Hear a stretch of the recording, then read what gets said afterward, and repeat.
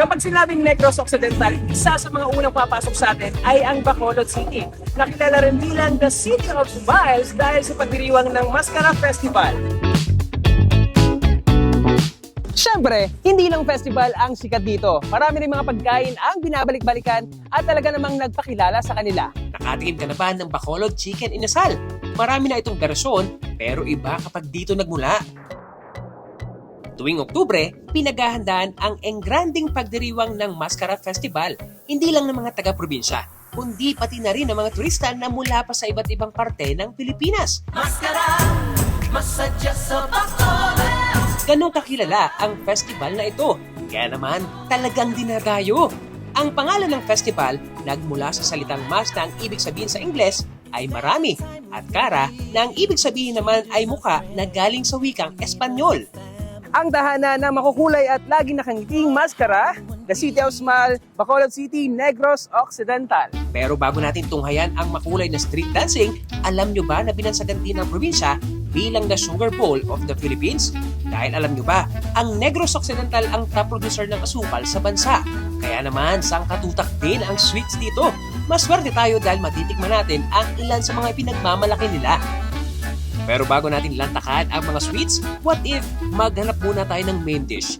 Dahil nataon ang pagbisita ko sa Mascara Festival, marami mga aktibidad ang magaganap dito. Kabi-kabila ang mga concert, sangkatutak din ang mga kainan na talaga namang heaven sa mga mahilig kumain. At ang isa sa pinakakilalang lugar dyan ay ang kahabaan ng Lacson Street na isinasara during the festival upang magbigay daan sa pagdiriwang ng maskara. Kahit saan ka lumingon sa Bacolod City, may makikita kang nagtitinda ng chicken inasal. At isa sa mga lugar na dinadayo dito ay ang Manukan Country. Alam nyo ba na noong 1979 pa, mula nang buksan ang lugar na ito?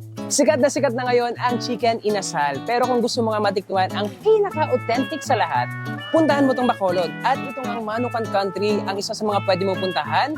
Dito, hele-helera ang mga kainan, pero iisa lang ang ibinibenta. Siyempre, chicken inasal. Tara, tikman natin. At ayan, titikman na natin ang kanilang ipinagmamalaking chicken inasal. Actually, this is not my first time to visit Bacolod. But every time na pupunta ako dito, talagang hindi ko pinapalampas na matikman or kainin ulit yung kanilang inasal. Kasi alam mo, iba talaga yung lasa kapag dito mo siya kinakain sa Bacolod.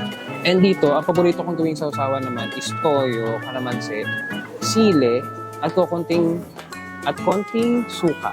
Ewan ko ba kung bakit kakaiba kapag dito mo siya kinain. Talagang napakasarap. Siyempre para sa kanin.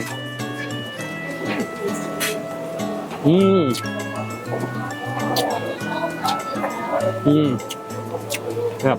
Maraming nagbebenta ng inasal dito, kaya naman maraming kainan akong nasubukan. Lahat masarap, pero magkakaiba ng bersyon at lasa. Dito lasang-lasa ko yung vinegar na ginamit. I think hindi siya yung vinegar, it's tuba. Yun nga, hindi siya usual na vinegar na ginagamit sa pagbabad ng chicken. Yung tuba ng nyog, sarap.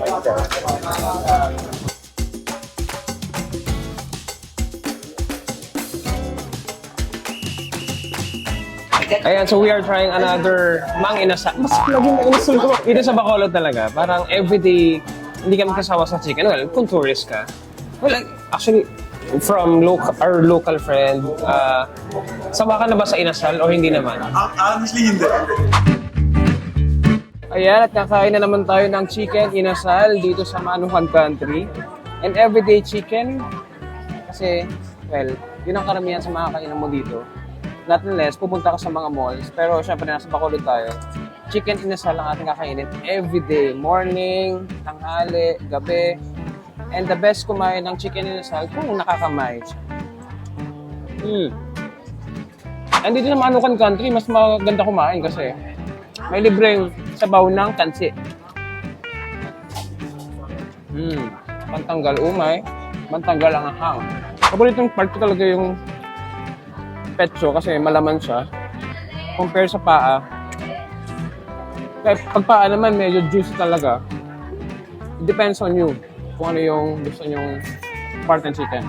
Pero ako, the best part, breast part.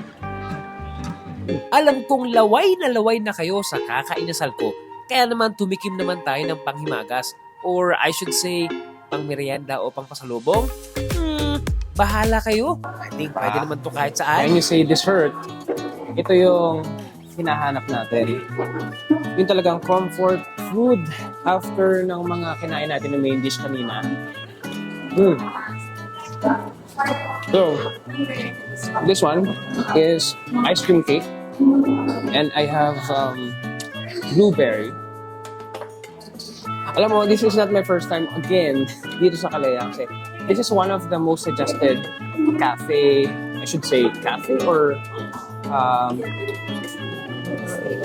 bilhan ng cake shop or cafe. I think meron din silang coffee dito na siniserve. So perfect. Kung gusto nyo is tumambay lang or mag-dessert after ng inyong main dish na chicken inasal, this is heaven for you guys. Balik naman tayo sa pagdiriwang ng maskara. Mukhang handa na ang iba't ibang grupong kasali sa parada. Ilang minuto pa, nagsimula na ang indakan habang suot ang kanilang makukulay na kasuotan.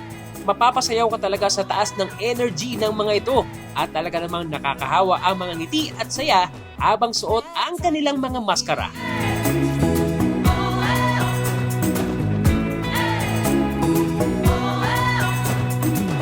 It's that time of the year when we come as one and we stand together.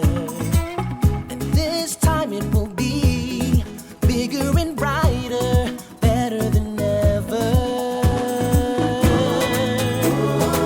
Do you hear the voice of the people? Do you feel the beat of their hearts? Do you see the smiles on their faces? It's about to start.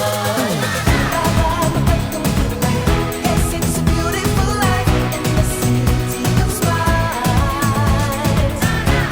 Sa mga moonlight, next to the beat of the drum and sing as one. Maskara,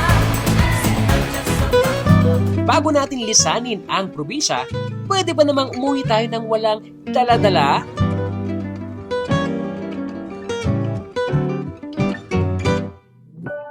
Sa buhay ng tao, kailangan nating ngumiti. Kahit paminsan, nakakaranas tayo ng pait. Tulad sa buhay ng mga taga-Bacolod, marami mga hindi magagandang pinagdaanan sa nakaraan, nagagawa pa rin ngumiti at magpasaya. Tulad na lang ng isang maskara. This is one, and that's a story!